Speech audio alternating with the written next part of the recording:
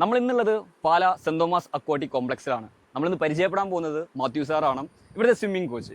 കഴിഞ്ഞ മാസം അദ്ദേഹം നേരിട്ട അല്ലെങ്കിൽ അദ്ദേഹം ഏറ്റെടുത്തൊരു കേസാണ് നിങ്ങളത് ഷെയർ ചെയ്യുന്നത്.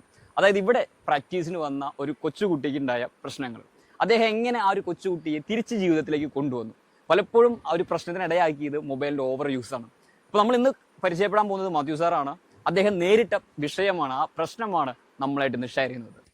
ഒരു സ്വിമ്മിംഗ് കോച്ച് എന്ന രീതിയിൽ എനിക്കുണ്ടായ ചില അനുഭവങ്ങളിൽ നിങ്ങളോട് പങ്കുവയ്ക്കാൻ വേണ്ടിയാണ് ഞാൻ ആഗ്രഹിക്കുന്നത്.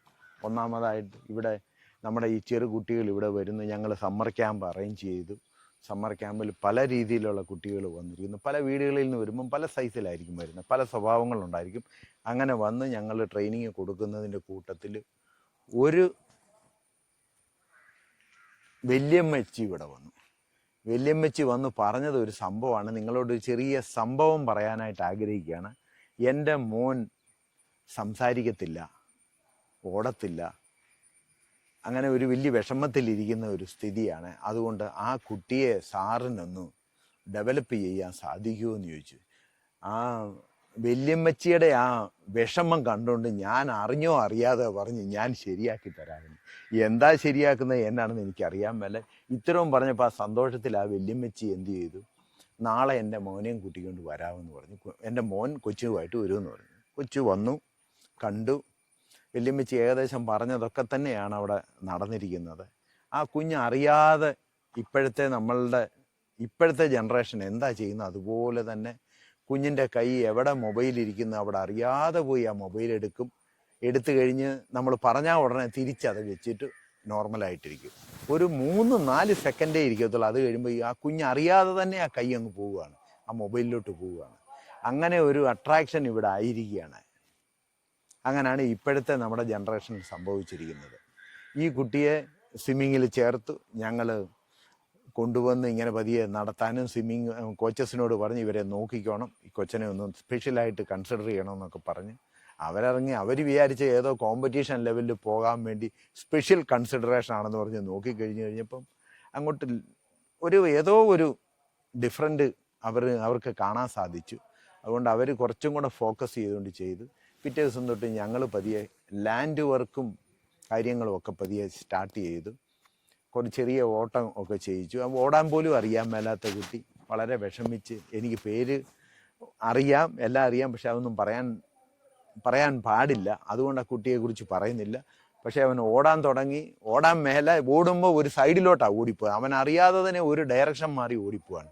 ഒരു സ്ട്രെയിറ്റ് ലൈനിൽ പോകാൻ പറ്റുന്നില്ല. അങ്ങനത്തെ ആ കുട്ടി കുറച്ച് നാൾ കഴിഞ്ഞപ്പോൾ ഈ ഓട്ടവും ചാട്ടവും വെള്ളത്തിലെ സ്വിമ്മിങ്ങും ഇതും എല്ലാം കൂടെ ചെയ്തപ്പോൾ ഒരു ചെറിയ കോർഡിനേഷൻ, ഒരു ചേഞ്ചസ് അവിടെ വരാൻ തുടങ്ങി. അതിൻ്റെ ഫലമായിട്ട് ഞങ്ങൾക്ക് വെളിയിൽ കാണാൻ തുടങ്ങി. ഓട്ടത്തിൽ നേരെ ഓടാൻ തുടങ്ങി. ചെറിയ പ്ലാസ്റ്റിക് ഹഡിലുകളുണ്ട്, അത് ചാടി ഹഡിൽ റേസ് ചെയ്യാൻ തുടങ്ങി. അതിനുശേഷം ചിലപ്പോൾ ഇരിക്കും, ടയർഡാണ്, ഇതാന്നൊക്കെ പറയുകയൊക്കെ ചെയ്യും. ആ കുട്ടി പതിയെ ഡെവലപ്പ് ചെയ്ത് വന്നു.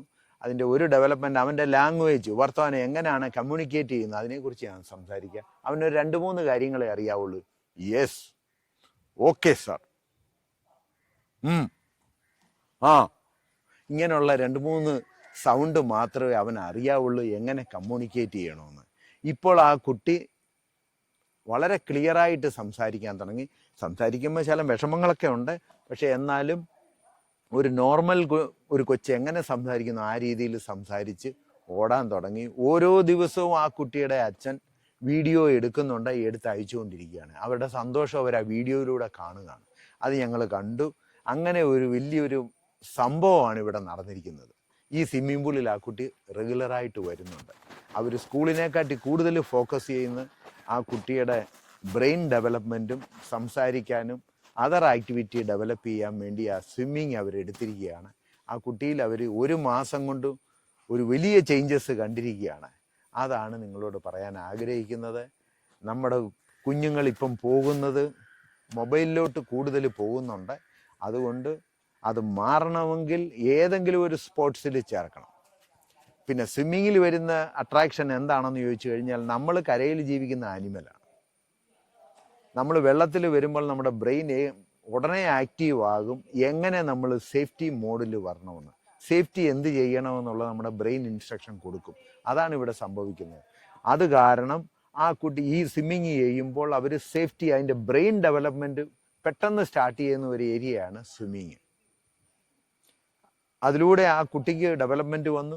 വേറൊരു കുഞ്ഞും വന്നിട്ടുണ്ട് ഇപ്പോൾ. ഇന്നലെ ഒരു കൊച്ചു കുട്ടി, അതിൻ്റെ അമ്മ എന്നോട് വന്നിച്ച് പറഞ്ഞ്, നടക്കത്തില്ല സാറേ, ഓടത്തില്ല എന്ന് പറഞ്ഞു. പുറകെ ഓടാനായിട്ട് അതിനറിയാൻ മേല. അത് എൻ്റെ അടുത്ത് കൊണ്ടുവന്ന് കഴിഞ്ഞ് ഞാൻ പറഞ്ഞു, മോൻ ഇവിടെ നിന്നോ, ഇല്ല ആ ചുമല ടീഷർട്ട് ഇരിക്കുന്ന ചേട്ടായി പോകുന്നതിൻ്റെ പുറകെ പൊക്കോളാൻ പറഞ്ഞു. കുറച്ച് നേരം നടന്നു പോയി.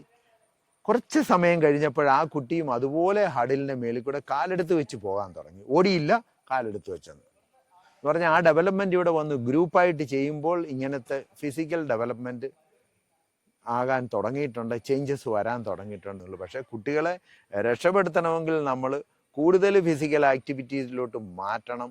ഇല്ലെങ്കിൽ നമ്മൾ നേരെ കൊണ്ടുപോയി രാവിലെ 8 മണിക്ക് സ്കൂളിൽ കയറ്റുന്നു, 3 മണിക്ക് ബസ്സിൽ വീട്ടിൽ കൊണ്ടുവിടുന്നു.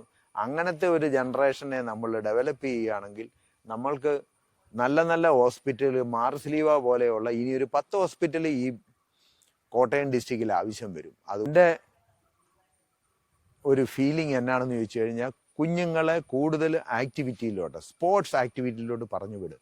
അവർ പഠിക്കട്ടെ. അവർക്ക് ആരോഗ്യമില്ലെങ്കിൽ ഈ പഠിച്ച് ഡിഗ്രി എടുത്തിട്ട് എന്ത് ചെയ്യാനാ? പഠിക്കുന്നതിനെക്കാട്ടി കൂടുതൽ ഫിസിക്കൽ ആക്ടിവിറ്റീസ് ഉണ്ടാകണം.